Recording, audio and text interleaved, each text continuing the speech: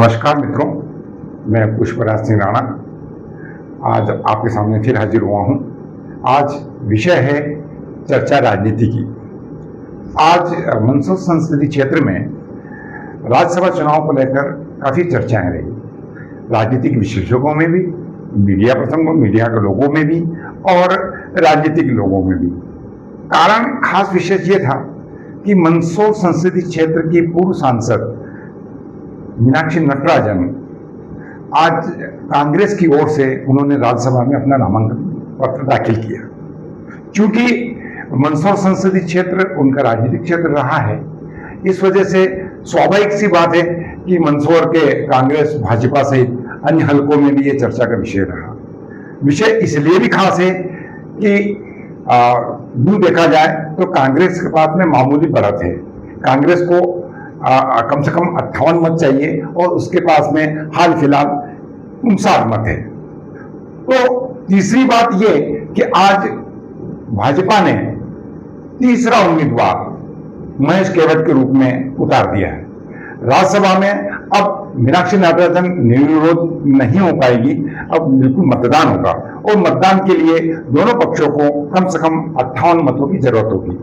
क्योंकि कांग्रेस के पास केवल 59 है और पिछले 5 वर्षों में जो उथल पुथल कांग्रेस में हुई है, जो उठापटक हुई है, उससे ये अंदाजा लगाया जा रहा है कि कहीं क्रॉस वोटिंग हो सकती है और मीनाक्षी की जीत की राह आसान नहीं होगी। एक और बात कही जा रही है कि मंदसौर संसदीय क्षेत्र के लोगों में भी कोई खास उत्साह नहीं देखा गया। खास तौर पर कांग्रेस हलकों में तो उत्साह होना ही चाहिए था, लेकिन कांग्रेस हलकों में भी इनकी राज्यसभा उम्मीदवार जब मीनाक्षी जी बनी तब से अब तक कोई सुगबुगाहट नहीं, कोई जोश नहीं, कोई आतिशबाजी नहीं, कोई हो हल्ला नहीं। एक निराशा सी, एक सामान्य सी बात लग रही है। ऐसा लग रहा है जैसे कुछ घटा ही नहीं हो। जबकि विपक्षी पार्टी में या कांग्रेस में या बीजेपी में आम तौर पर भारतीय जनता पार्टी हो या कांग्रेस हो, अगर उनके विधायक के रूप में कोई नामांकन भरता है या लोकसभा में या राज्यसभा में कोई नामांकन फॉर्म भरता है या कैंडिडेट अधिकृत किए जाते हैं तो कार्यकर्ताओं में खासा उत्साह, जोश दिखाई देता है और ढोल धमाकों से, आतिशबाजी से सड़कें पार दी जाती है। लेकिन यहाँ मीनाक्षी नटराजन की उम्मीदवारी के लेकर कांग्रेस हलकों में कोई उत्साह नहीं, कोई जुलूस नहीं, कोई खुशी नहीं। ये और आश्चर्यजनक तब होता है जब ये माना जाता है कि मंदसौर जिला कांग्रेस का अध्यक्ष महेंद्र सिंह गुर्जर और उनके कार्यकर्ता मीनाक्षी गुट के हैं। मीनाक्षी ने ही उनको कहीं आगे बढ़ाने का प्रयास किया और आज ये भी कहा जा रहा है कि महेंद्र सिंह गुर्जर अगर आज कांग्रेस के जिला अध्यक्ष हैं तो मीनाक्षी नटराजन की वजह से। तो कम से कम लोगों में यह आश्चर्य हो रहा है कि भाई कांग्रेस संगठन में जब मीनाक्षी जी के गुट के लोगों का कब्जा है तो फिर भी वो जोश और उत्साह क्यों नहीं दिखा पाए। तो साफ साफ है। मीडिया कर्मियों से भी 2 दिन पहले एक चैनल, राष्ट्रीय चैनल ने डिबेट की थी। तो डिबेट में भी एक जो मूलतः सामने आई थी कि मंदसौर के वरिष्ठ पत्रकारों ने भी ये कहा था कि मीनाक्षी नटराजन के पास में ऐसी कोई खूबी नहीं है, ऐसी कोई विशेषता नहीं है कि वो आम जन में लोकप्रिय हो। हाँ, राहुल गांधी जी के निकटतम होने के नाते उनको ये टिकट मिला है।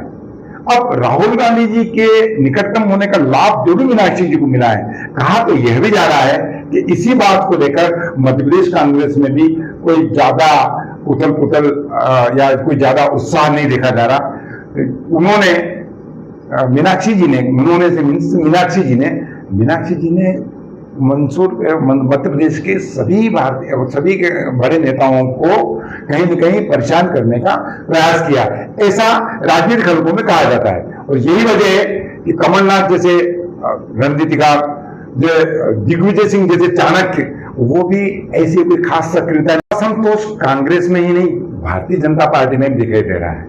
आप यूं भले कहें कि ये सब एकजुट दिख रहे हैं, पर मैंने भी कहा कि एकजुट दिखाई दे रहे हैं, लेकिन हकीकत तो ये है कि कांग्रेस की तरह भारतीय जनता पार्टी में भी बहुत से कार्यकर्ता या नेता ऐसे भी हैं जो नहीं चाहते हैं कि मुख्यमंत्री मोहन यादव और मजबूत स्थिति में आए और अगर तीसरी सीट महेश केवट के रूप में राज्यसभा की तीसरी सीट भी यदि भारतीय जनता पार्टी जीत जाती है तो निश्चित तौर पर मोहन यादव जी और हेमंत खंडेलवाल जी जो भाजपा के प्रदेश अध्यक्ष हैं, दोनों को बहुत मजबूती मिलेगी। और भारतीय जनता पार्टी का एक हल्का नहीं चाहता कि ये किसी भी तरह से खास तौर पर सीएम मोहन यादव मजबूत हो, सीएम मोहन यादव मजबूत ना हो, इसके लिए भी भाजपा के अंदर की ही कोई न कोई शक्तियां ऐसा प्रयास कर रही है कि महेश केवट किसी भी रूप में चुनाव न जीते। और कांग्रेस का आला कमान भी भारतीय जनता पार्टी के विधायकों पर नजर गड़ाए हुए हैं। वे भारतीय जनता पार्टी के विधायकों भले 165 हैं, लेकिन उनमें से भी कुछ विधायक टूट जाएं, ऐसे प्रयास भी कांग्रेस के आला कमान करने में लगी हुई है। लेकिन अब हकीकत क्या होगी, ये चुनाव वास्तव में कशमकश का है और इस चुनाव में जीत और हार अजय मीनाक्षी जीतती है तो कांग्रेस को निश्चित रूप से प्रदेश में मजबूती मिलेगी। कांग्रेस को निश्चित मजबूती अगर मिलती है तो कमलनाथ और दिग्विजय सिंह दोनों को भले ही ज्यादा असर न पड़े, लेकिन एक नया ध्रुवीकरण होगा, एक नया नेता कांग्रेस को प्रदेश में मिल जाएगा। हालांकि ये सब अभी गर्भ में है, चुनाव 18 तारीख को होने हैं। 18 तारीख को ही हम यह कह पाएंगे कि किसकी जीत और किसकी हार।